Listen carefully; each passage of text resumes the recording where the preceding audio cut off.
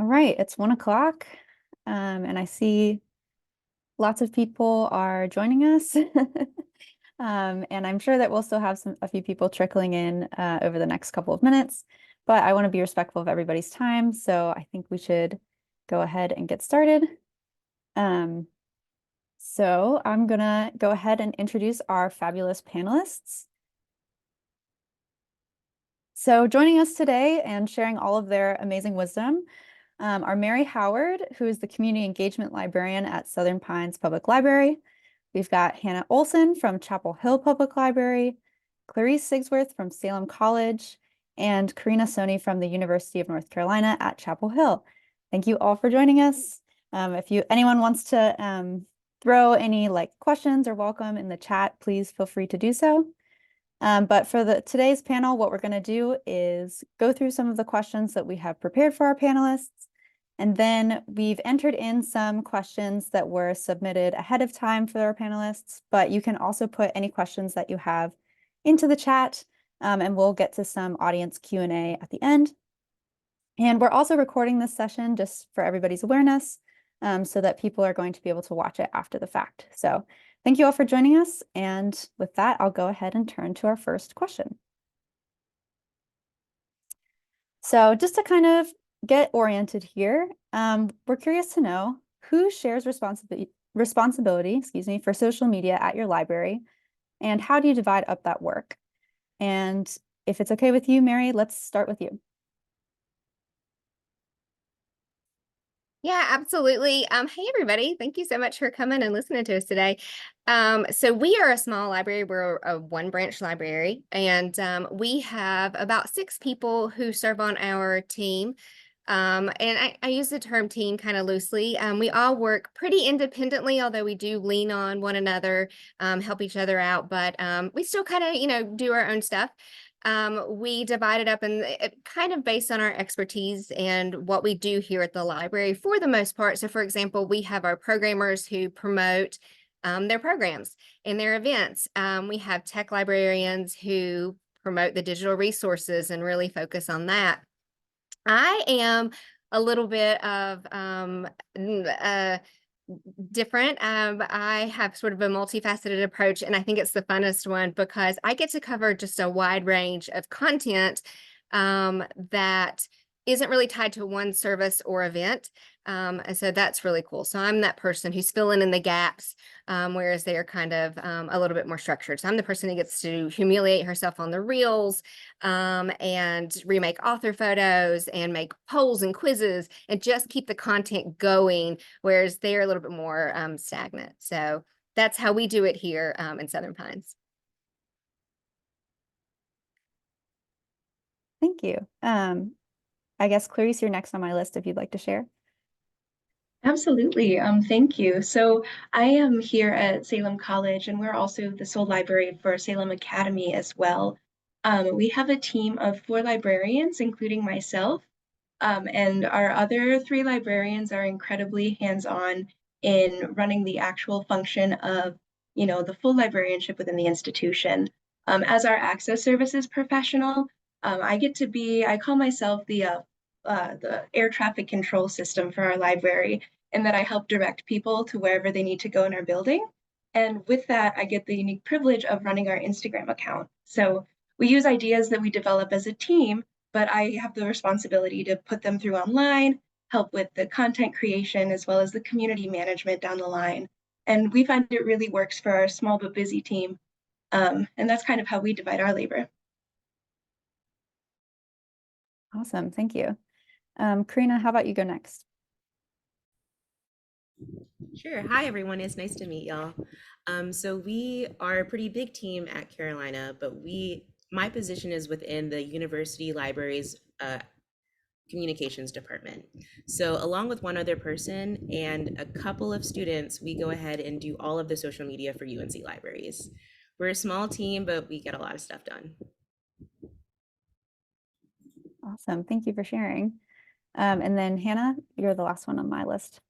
All right. Hello, everybody. At Chapel Hill Public Library, we're also kind of unique. We're a municipal library, so just the one branch, and we've got about 50 staff members in total. Social media is kind of my baby. I'm a full-time marketing and communications coordinator for the library. So I'm kind of the funnel for all of our external communications, and I'm the primary person creating content and scheduling. We also have a UNC work study student most semesters whose primary role is content scheduling and creation. And we have a marketing team at the library, which is made up from one representative from each of our divisions here. So we have someone from youth and family, someone from our community history team, someone from circulation and reference to kind of keep me up to date with their comps priorities for the month, and then I schedule from there. Awesome. Thank you all so much for sharing. It sounds like we have a pretty wide variety in terms of team size and responsibilities between these 4 different libraries. So hopefully for our audience members, that kind of gives you a sense of how each of these communications and community engagement professionals engage with social media based on their library size. So this next question, I'm going to throw back to Hannah to start us off, and then the other panelists will jump in as they see fit. What channels or types of media do you typically focus on at your library? Yeah, so what we currently have right now, Instagram, Facebook, Twitter, LinkedIn, and YouTube. Our largest audience is still on Facebook, but we are trying our hardest to grow our Instagram audience. We don't put a lot of emphasis on Twitter, but we are still on there. On our Instagram account, our audience is mainly women between the ages of 18 and 54. We post a lot of photos. We tend to see that photos do a lot better than graphics on our end. So it's a lot of like behind the scenes library content, carousel posts from events. And we try to balance that with folks on our staff who are really interested in getting info about their programs and events out. So we do about 1 post a week that's a wrap up of all of our upcoming programs. We'd like to do more short-term or short-form video content, but that is a bit labor intensive, and we've got a lot of staff members who aren't very interested in being on camera. So that's kind of an ongoing struggle on our end. Facebook, we've got a lot of parents following us there. We're in a lot of groups, so we tend to post a lot of events and more targeted content on our Facebook. We're really using Twitter mostly because we're still mentioned on there, and our town council members are pretty active on Twitter. So when we're being mentioned for things like that, it's important to monitor that. Our local government, we're not allowed to be on TikTok, so that's not something we've considered, though short form video is something we're hoping to prioritize more going forward.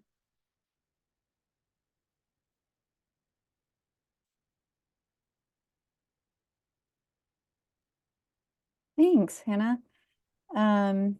Anybody else want to share like what channels are the highest priority at your library?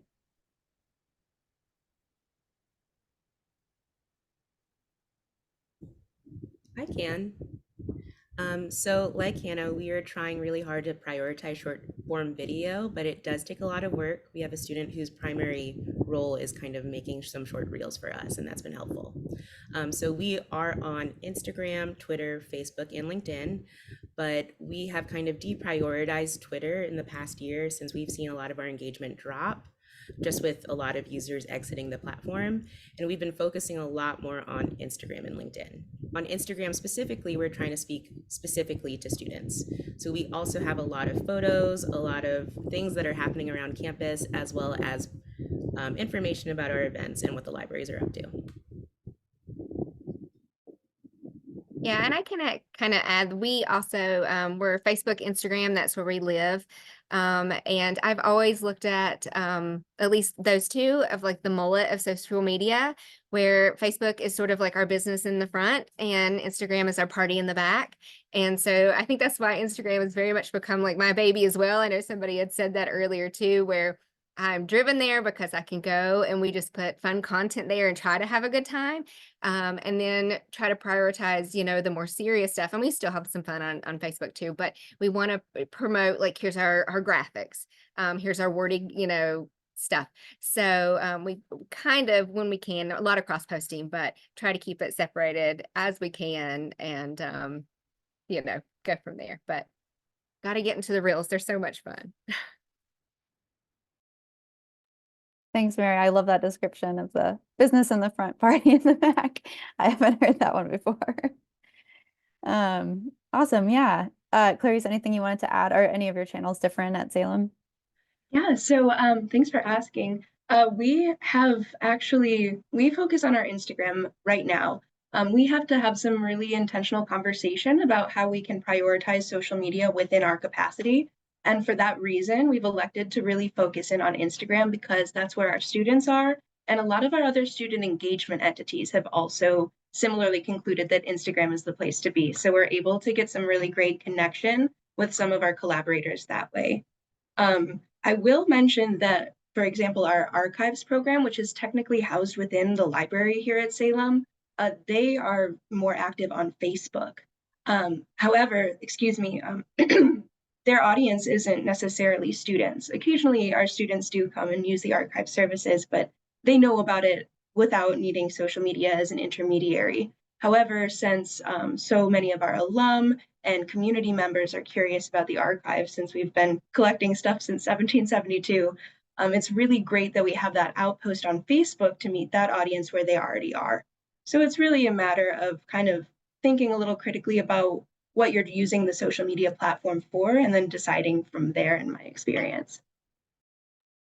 Yeah, that's a great point. And something I think that will probably come up as we go through these questions is thinking about which audiences are in which channels and how you can really reach those particular audiences. So thanks for raising that. Great point. So our next question is, do you think social media should be a marketing priority?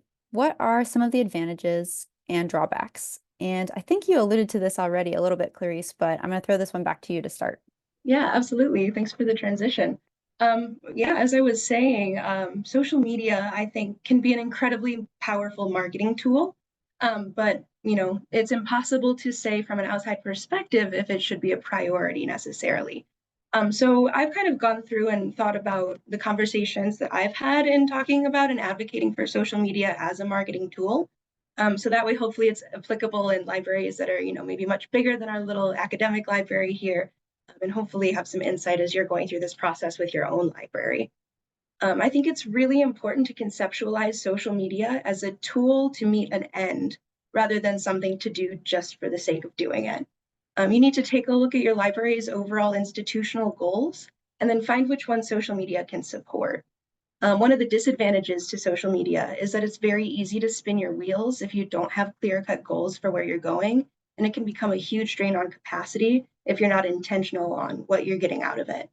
I will mention that a lot of social media platforms do have built-in analytics, and those are great ways to measure growth. But I'll recommend, think about ways that you can measure the progress outside of the tools it provides, because a lot of social media does make good money from paid advertising, and that may be something that's appropriate for your institution. But if it's not, you can still do a lot organically by, for example, putting in feedback forms that you're programming. How did you hear about this event? If it was social media, you can tell that you're making progress that way.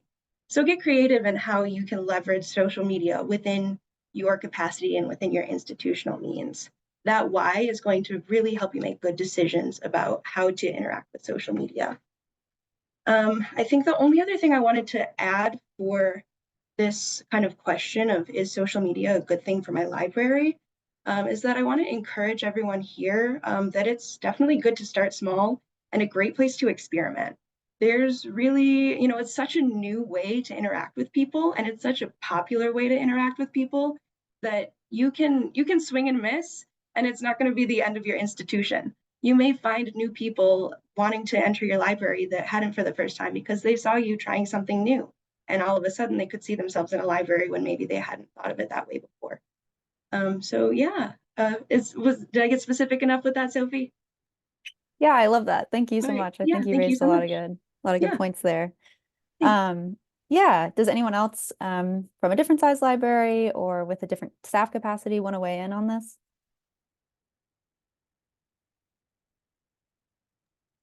Yeah, I'll weigh in. I think for us, one of our goals is really to meet our patrons where they are, and where they are, especially like through the pandemic, has been on social media. And so for us, social media is really invaluable because it's this direct dialogue that we can have with our patrons. We get a lot of good ideas for programs, ideas for our materials to add to our collection, and just a really immediate response to, are we doing well? Are people happy with what we're providing? That sort of thing. There are definitely drawbacks. It can totally take up your whole time if you let it. So it's definitely a balance, but we find it valuable. Thank you. Yeah.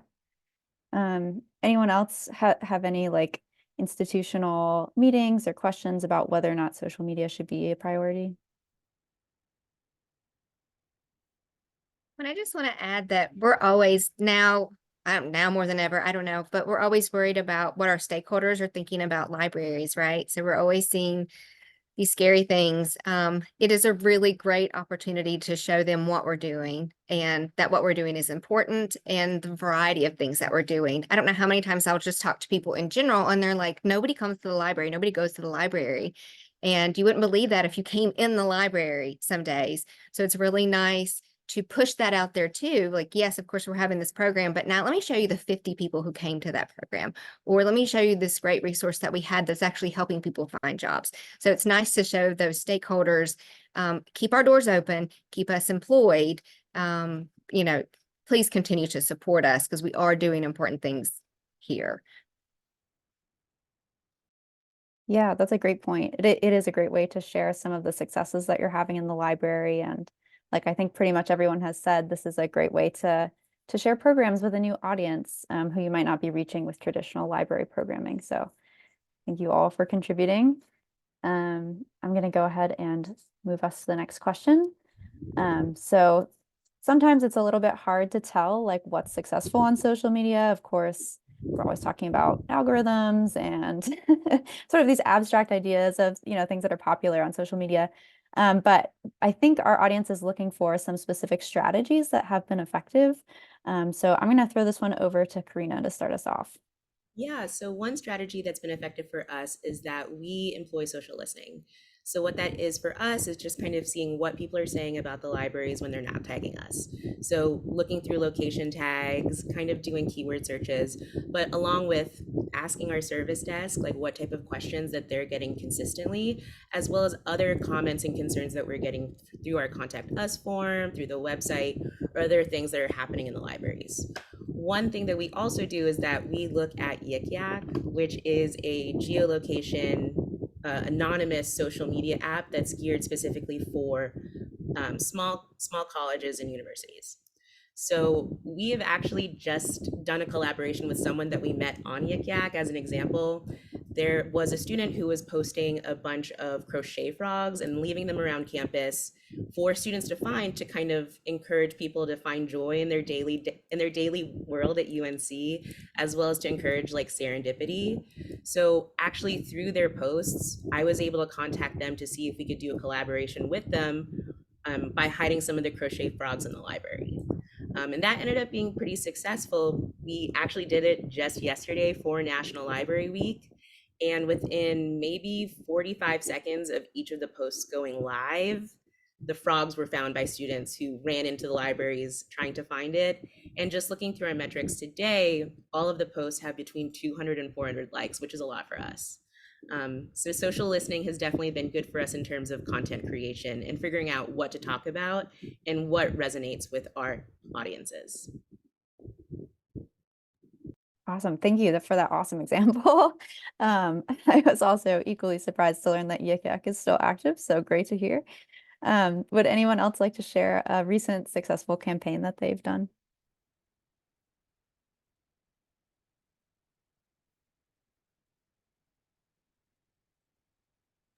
All right, I promised my team that I would mention our Grammy Goose this year. So this was it's similar to social listening, a little bit less. Karina, thank you for telling that story because that's a fantastic example of how you can use the tools. The Grammy Goose that I'm about to mention was a bit more of an organic process, but it does align one of our institutional priorities that we've been charged with over the next several years is to really embrace Salem's distinctive campus culture. And that essentially is institutional permission to be a little funky. And so we have been mascotting this past year. I will say, like, proceed with caution with mascotting, because if it feels inorganic, it can feel a little forced. But because our student body is so willing to meet us where we are with our Grambly Goose mascot, we're fortunate enough to have some graphic design background on our library team. So we've been able to create consistent, memorable goose iconography for our social media presence. And so therefore we've been able to kind of plug the library in unexpected places just by sneaking a goose into different content that's gone out. So if you are able, I do feel very lucky, a little bit like we've struck gold here, but if you are lucky enough to find something that resonates really strongly with your library users, social media is a great place to lean into that. So, you know, libraries are famously approachable. And so if you can get your group of regulars excited about a specific thing, then they can go and be advocates, which is the next step for that kind of relationship with an institution. So our Grambly Goose has been quite successful, and I hope each of you in your libraries has that moment when something's really resonating with your patrons. Thank you. That's another awesome example. I also am a fan of the Grambly Goose. I see often on your social media, so glad to hear about the origin story. Hannah or Mary, would either of you like to share something that you've done recently at your library? Well, it's not as concrete, and I saw both of those posts and I loved them so much. I thought they were great. I saw the frog and I wanted the frog, and I saw the goose and I thought that was great. But I'm a fan too. But we just try to inject humor as much as possible. Was when I first started working here, we had this reputation of being a mean library. And that was really stressful to hear about the mean librarians. And I'm working with these people who are some of the nicest people I've ever met. So anyway, really working to inject humor in as much as we possibly could. And what I noticed was, of course, we got a lot of engagement when we put humor in things, but people would come in and they would talk about, they're like, I know you, you're that lady who dressed up as a cowboy. And I'm like, yeah, that's me, and we had some a local realtor shared it and was like, this library is the best. That's why you want to move here. And I'm like, okay, glad I could help, but it was kind of the same thing, right? We're much more approachable now. People are coming in and they're saying, oh, I love what you're doing. I love this library. And it really flipped that whole mean library on its head. It's gone, it's out the door, but just injecting as much as we can. It doesn't work for everything. Really was a strategy that has, it's helped us with our brand for sure. I can definitely see that. I was just thinking about your eclipse reel from the other day as a great example of humor. Hannah, anything that you would like to add on this point? Yeah, I mean, kind of piggybacking off of what everyone else is saying, building your brand and being consistent so that people know what to expect from you and know your voice is really important to us. And that's something that social media has really helped us figure out, like, what is uniquely Chapel Hill Public Library? Like, what do people identify as us? And a lot of that's come through social media. We don't have a creature per se, but our book return slot, I can show you my water bottle sticker, has taken on a life of its own as the Bookie Monster, when some staff members put googly eyes over our return slot. And so we've since drawn it, made it into stickers. We've done like POV, you're being eaten by the Bookie Monster, with book returns and that sort of thing. So yeah, definitely latch on to what makes you unique and find a way to hone that. Great advice. Thank you. I'm also a fan of the Bookie Monster, so glad that he got to make an appearance. I'm going to take us over to our next question then. And this is one now that we're getting a little bit into some of the questions submitted by our audience ahead of time, just to make sure that we get to everybody's pressing questions. But this is one that I think a lot of people are interested to know. How do you figure out algorithms and how frequently to post? And for this one, I'm hoping, Mary, you can start us off. Okay. My best advice is that it's hard. It's tough.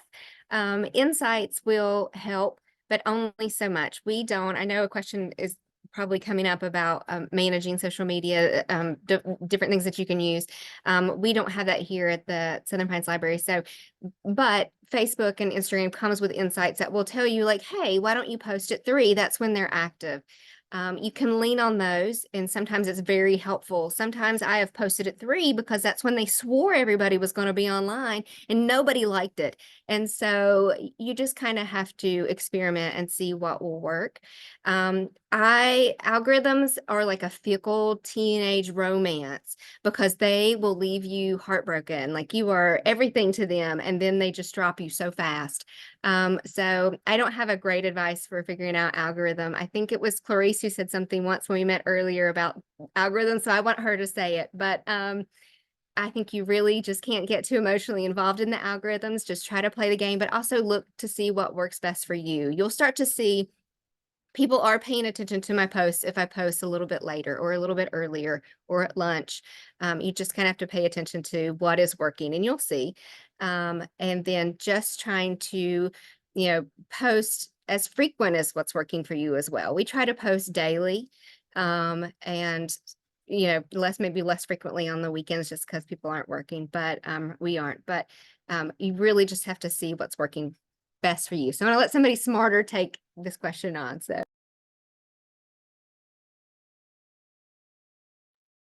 Well, yeah, not go ahead. necessarily that I think I'm any smarter than you, Mary, but since you did mention, I'm not even sure this is a smarter take, but I'll provide a little nuance afterwards. But I'm going to start off strong by saying, like, I don't think about algorithms.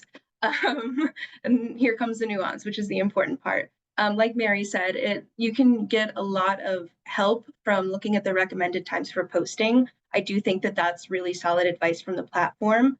And then there are a couple elements of algorithms. First of all, each platform has many different algorithms based on the format of the content. So the algorithm for a reel on Instagram is different than an algorithm for a grid post, which is different from all these XYZ. There are some best practices that you can implement to make sure your content isn't rejected by the algorithm, such as using high quality images, avoiding watermarks. It's going to prioritize photos over a graphic made in Canva. It just is.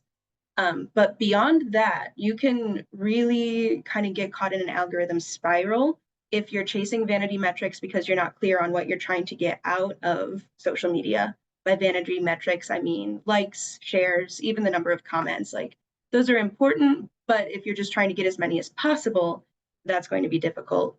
You just have to kind of keep in the back of your head. And again, it's not a bad thing to use paid boosting on social media. That's really a little bit outside of my wheelhouse. I'm not a super experienced paid social media marketer. I live in the organic. But the algorithm is developed to incentivize people to pay for boosted content. So keep that kind of in the back of your mind as you're looking at your metrics and going through the heartbreak of the algorithm not liking that reel that you spent so long on. Just try not to think about. I loved your comparison to a teenage romance novel, Mary. Yeah, I don't spend too much time thinking about the algorithm, and I really don't think that it is the best use of your capacity to be social to be worried about the algorithm.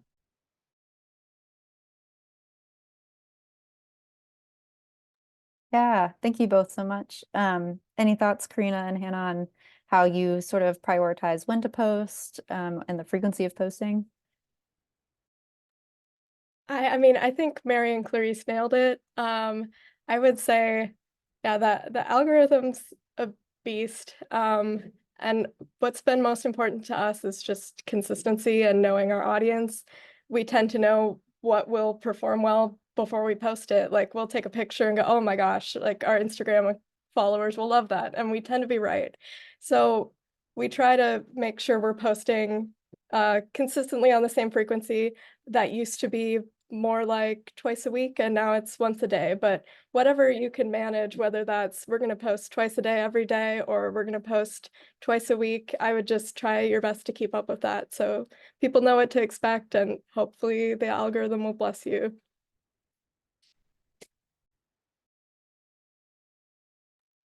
Awesome, thank you. I'm going to go ahead and move us on to our next question in the interest of time. So this one I'm actually gonna toss over to Karina, since I think you were the one who specifically brought up, student workers and having a team in your communications department. But how do you make sure that your content is cohesive when you have multiple people contributing to the same accounts? Yeah, it's definitely a challenge, but some things that have helped our team is just knowing who we're speaking to on each social media channel. So making sure that you have an audience in mind with who this message is trying to get to and giving them an idea of what you want them to do. So having a goal, like Clarice mentioned earlier, of what you want your post to achieve. So that is something that has kind of helped to kind of, bring things together in terms of our captions and what we're trying to achieve. Alongside of that, our team has also developed brand tone words just to kind of have some consistency between all of our marketing materials along with social media. And so that came together through working with my entire team to figure out what we wanted our voice to sound like across communication channels. And that's been actually a pretty good guidepost for people who are coming in new to social media for our team. And just to share, our brand tone words are open, expert, inclusive, bold, trustworthy, warm, and yours. And so we have a chart that kind of describes how that plays out in our marketing materials, as well as do's and don'ts for those words. Awesome, thank you. I think, Karina, you told me about this tone word strategy a while ago, and we've actually had some success with that with NC Live as well. So I can personally recommend that as a strategy. Does anyone else have any advice about, like, when you're sharing these responsibilities with other members of your staff, how do you keep your posting consistent?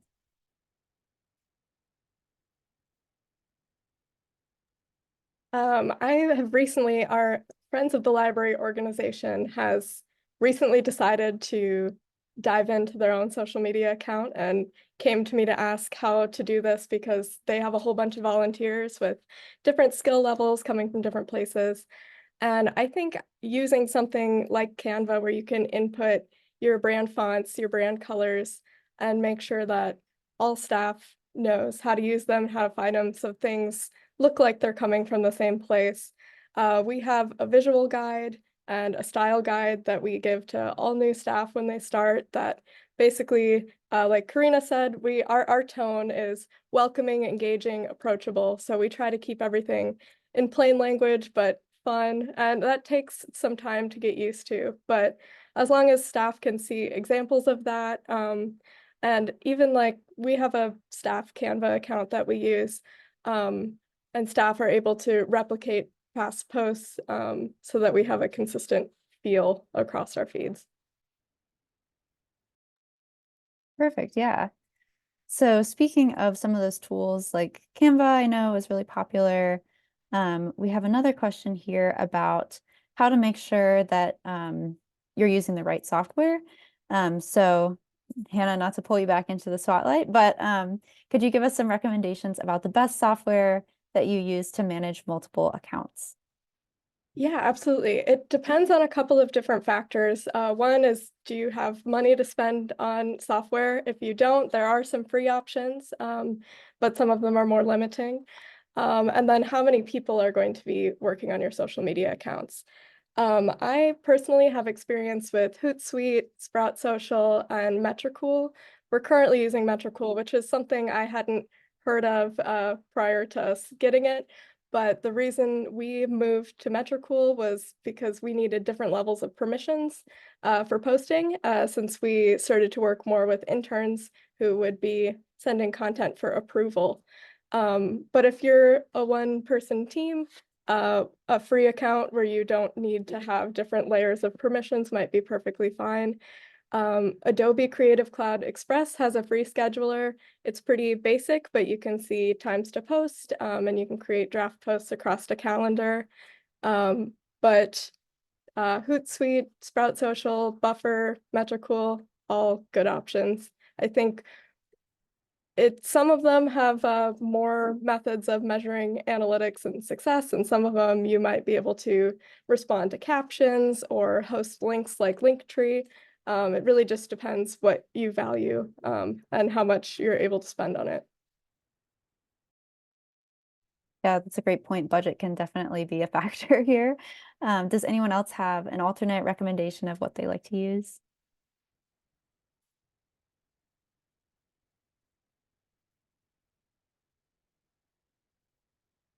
I guess as a follow-up, does anyone just always post in the moment, or like do you not use a scheduler at all?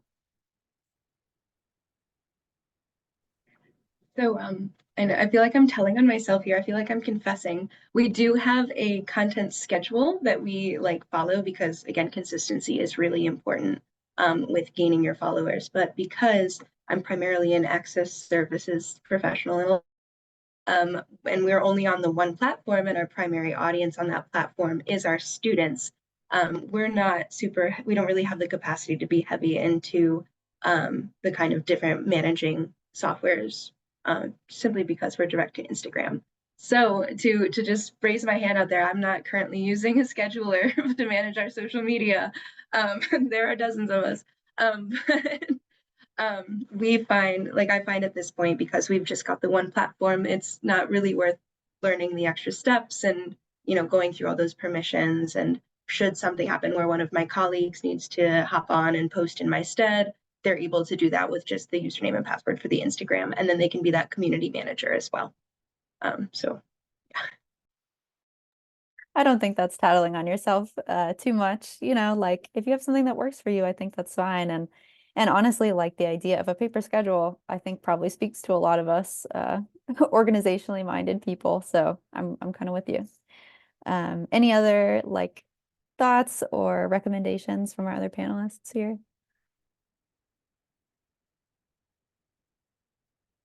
No. Great. Well, it sounds like there's a limited number of tools anyway, so whatever, works best for your library seems like the right move to make.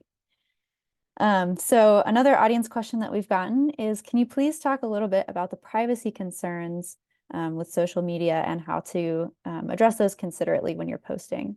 And for this one, Mary, would you start us off?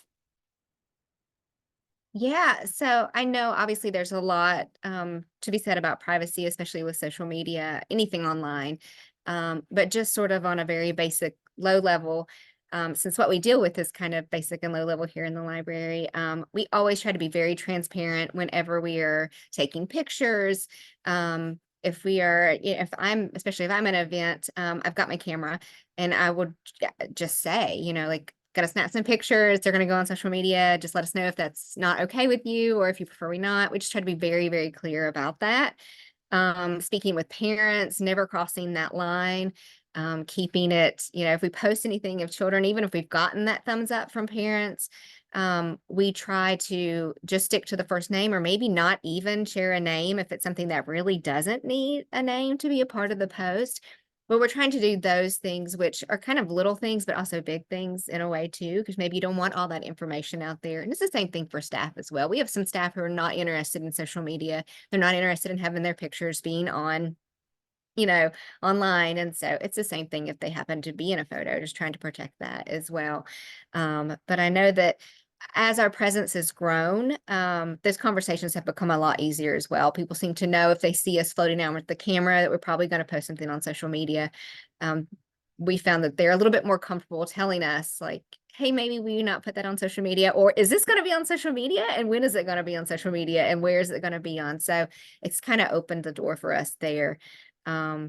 So and I think the last thing I would think of, again, it's all very low level, is that if someone does tag us, we get so tickled if they've tagged us in a picture, but just trying to get that permission before we reshare it, because not everybody wants that. Even if they did tag us, we just don't want to put their little babies out there, whoever they're enjoying the blocks or something, just because they were having a good time doesn't mean that they want us,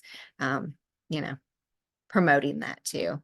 So there's just some very, again, basic thoughts on privacy. I know you could really get into it, I'm sure. Yeah, especially when you're in a public library and you're thinking about, children and people who are under 18. That's a really great point. I really liked your point about making sure you're not sharing names if that's not something that needs to be shared. Do any of our other panelists have thoughts about this and how you manage privacy concerns?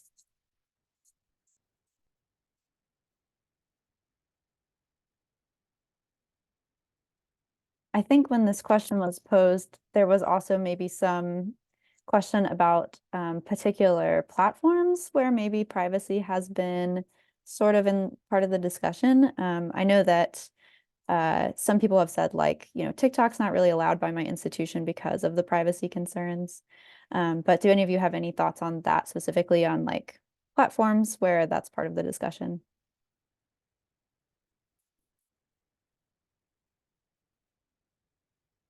I'll mention this just because I saw a few other academic librarians speaking in the chat.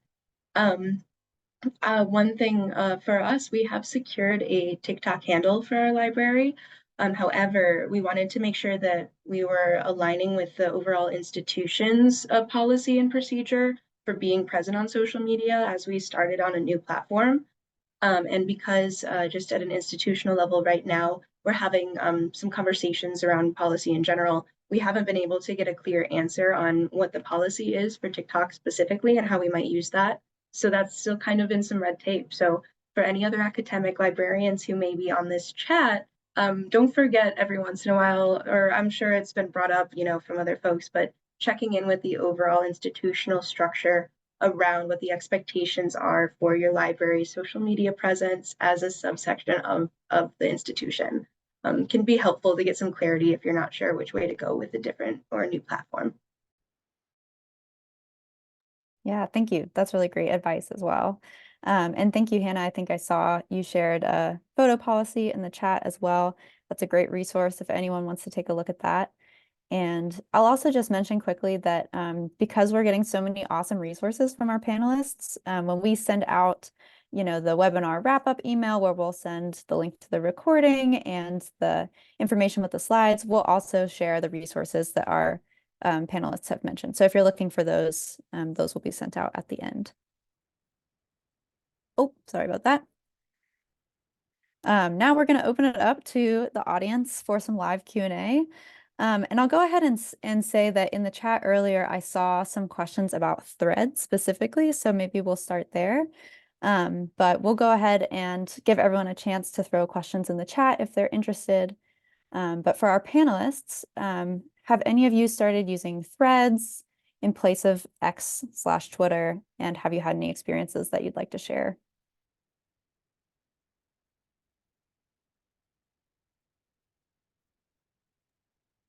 I would say when Twitter's situation unfolded, we had a meeting where we talked about, should we get off of Twitter as an institution?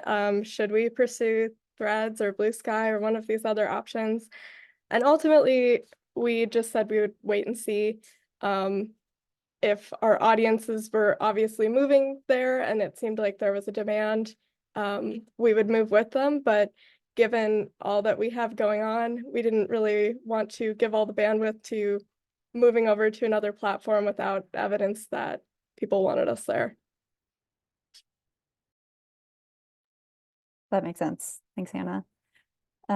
Anybody else have any experience in terms of finding like similar alternate platforms or not really?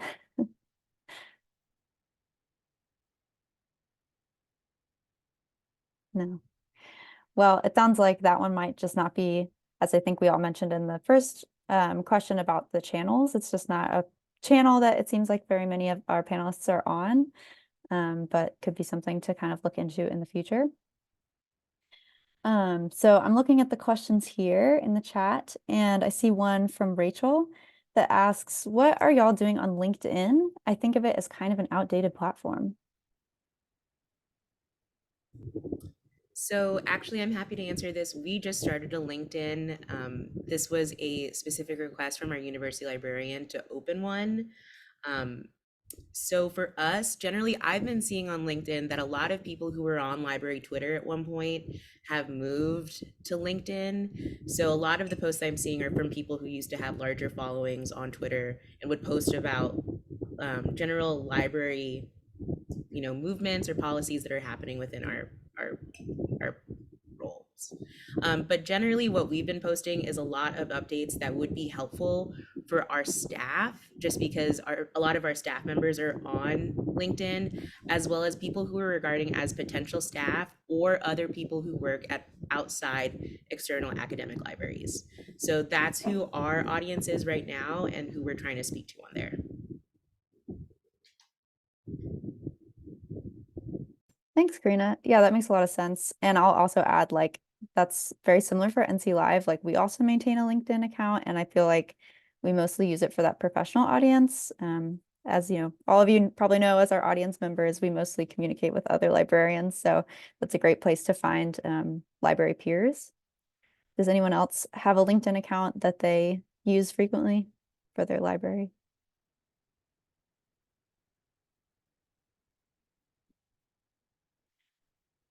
All right, so I'm looking at the next question here. And Tammy asks if you have any recommendations for sources of copyright questions relating to social media. I'm new to social media production in public libraries and wondered specifically about having patrons reciting poems on social media accounts. So how do y'all think about copyright and deal with copyright questions?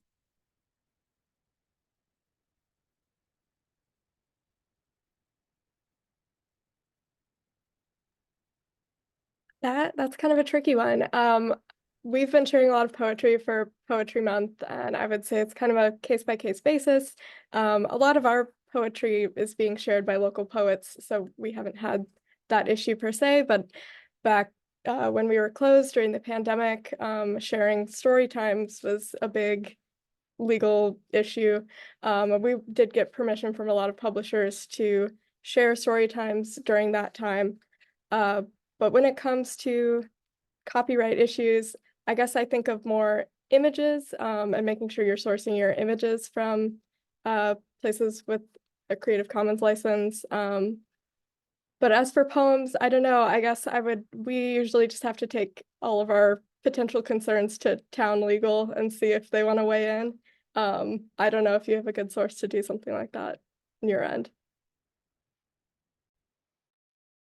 Yeah, that can definitely be tricky, especially for libraries that don't have a close connection with like a legal entity to help check. I will say that I guess that's sort of the case for NC Live. We're not usually running our posts by legal experts. And so on our end, we try to keep like as wide a berth as possible from any potential issues, using things that we know are in the public domain. And also just like trying to create a lot of our own content. Like when you're taking your own photos and posting about things happening in your library, like, you know, that original content is safe in addition to really popular. So that's kind of where we tend to land. I don't know if anyone else has other thoughts about how you've avoided this, maybe with poetry specifically or anything else.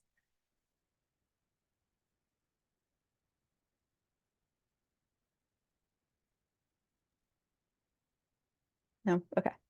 All right, I'm scrolling back through the chat. I see we have some more questions about photography policies, that somebody has shared some resources there. And so we can definitely reshare those again if anyone's interested. And I see Angie asking, when you have more than one department or person posting, how do you make sure all departments are seen?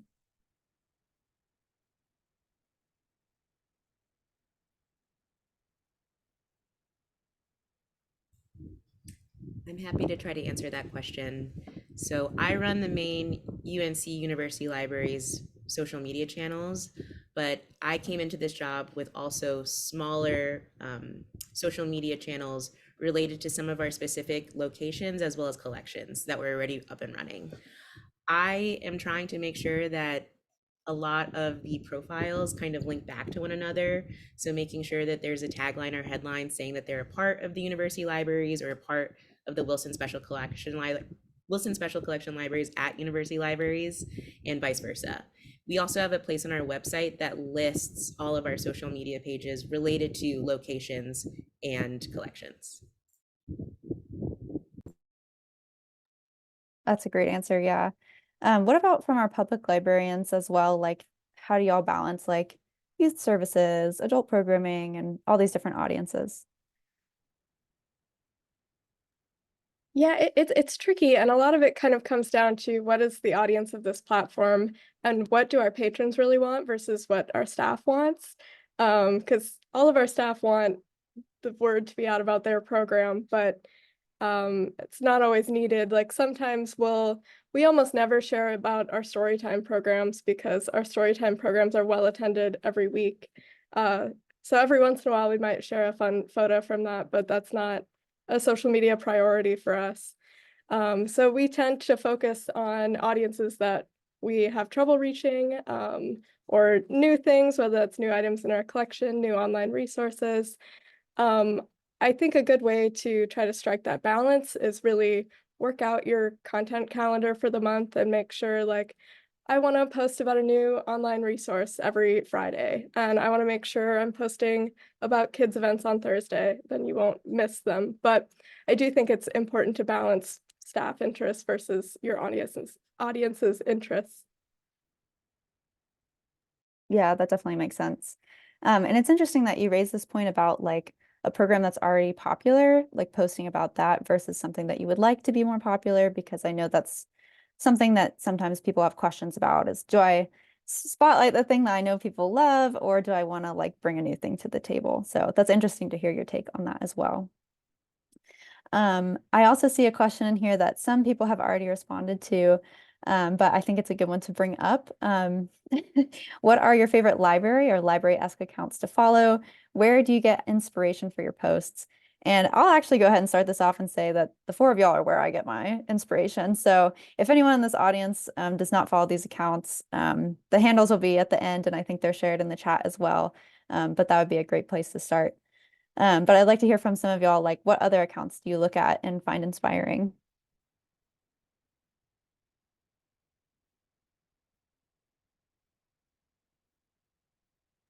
I saw Milwaukee Public Library in the chat a couple times. They're wonderful. They are really fun on TikTok. Would recommend checking them out if you haven't seen them. We look to like New York Public Library a lot. They're posting all of the time, like very high quality content. Would also recommend looking outside of libraries. We're in Chapel Hill, so we follow a lot of UNC's accounts. We follow local bookstores, other things adjacent to what we're sharing about, and get inspiration from those as well.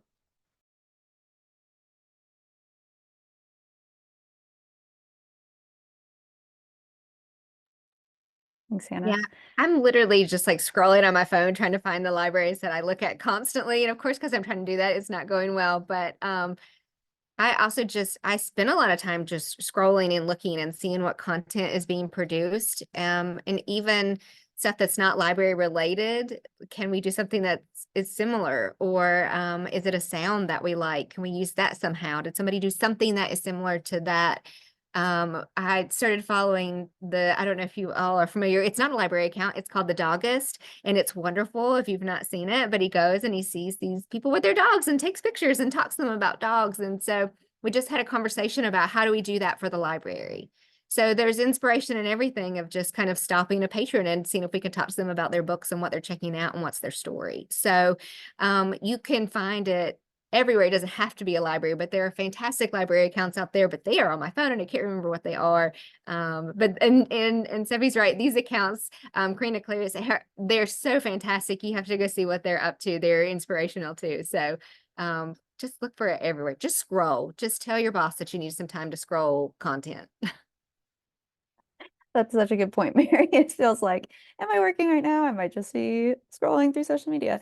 I'm sorry to say I accidentally skipped this question, and I know that this is something that I see on a lot of y'all's accounts, but do you consider copyright issues when making or sharing memes? Or maybe more broadly, like how do you think about like popular video clips or sound bites or whatever when you're making your own content?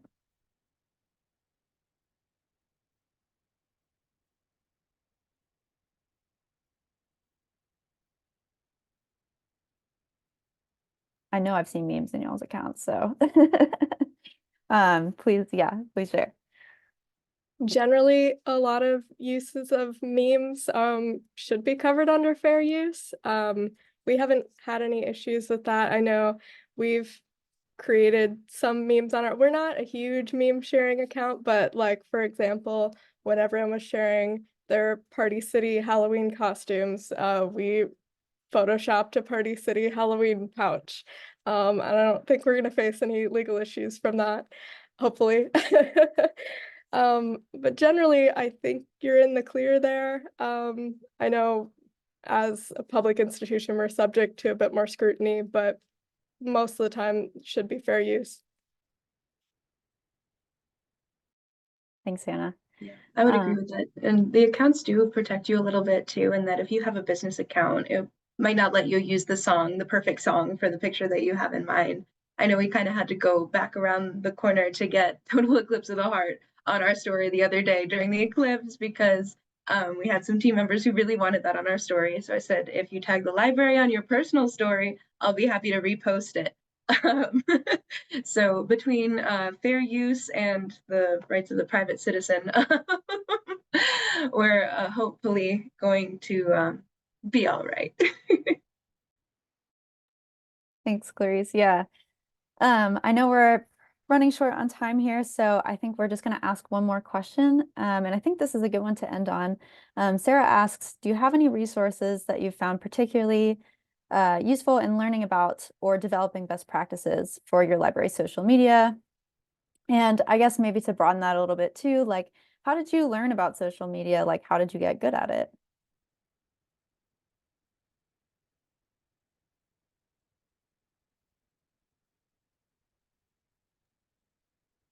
I feel like when I started, I read 1,000 articles and a lot of them said the same thing. Um, just diving, reading, and consuming as much as you can.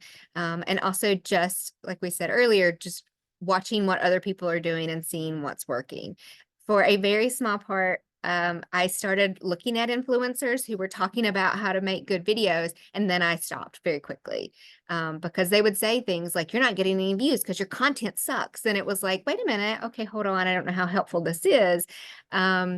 But so it's just a lot of maybe stay away from that because they're trying to get views as well. But just reading and consuming and seeing what other people are doing, look at other libraries and finding out what they're doing right. And then I thought, okay, I can do that. I can give that a go. I can try to do that as well. Or we could never do that. It doesn't work.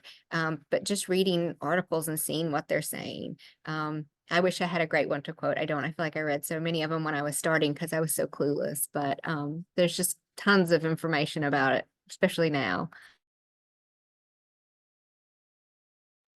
Thanks, Mary. Yeah, that's a great point. I feel like that really meshes with my own experiences too, of just like being on social media a lot will teach you a lot about what's going on. So it's a great point. Does anyone else have any resources to share that they have found really useful? Sorry, I feel like I've been popping in a lot, but I will say I learned a lot through HubSpot's free resource library. Particularly, I see some conversation in the chat right now around accessibility and some of those kind of hard skills in terms of operating the software of social media. And I would recommend, like, it doesn't have to be for libraries to be helpful. You can find a lot of information just by, a HubSpot or a similar kind of I like HubSpot because it's free. You just have to deal with getting a lot of like advertising emails of like, are you sure you don't want a paid account? Then you can access a whole bunch of information for free. But there are platforms similar to that can give you those technical skills for social media. Doesn't have to be as hardcore as like a certification or anything, but there's stuff to be found if you've got a researcher's mindset, which I know a lot of us here do. Awesome. Thank you so much. Well, I'm going to go ahead and take us to our last slide. And I'm sorry, I know there's lots of questions for our excellent panelists, but hopefully because this has been such a popular event, we'll be able to do some more social media programming in the future. So please stay tuned. This slide is going to show you these excellent accounts that we've been referencing the whole time of our 4 panelists. I highly, highly recommend that everyone follows them and checks these out to really get some inspiration. And then, of course, I have to put the NC Live social media accounts on here. Maybe look at those first, and then you can go to the really fun ones. But thank you all so much for joining us. And like I mentioned, we'll be sending out some information post-webinar So if you have any follow-up questions, either for NC Live or for our panelists, feel free to email us, our help desk. That email is help@nclive.org. Thank you all so much, and I guess we'll see you all at the next event. Thank you to our panelists.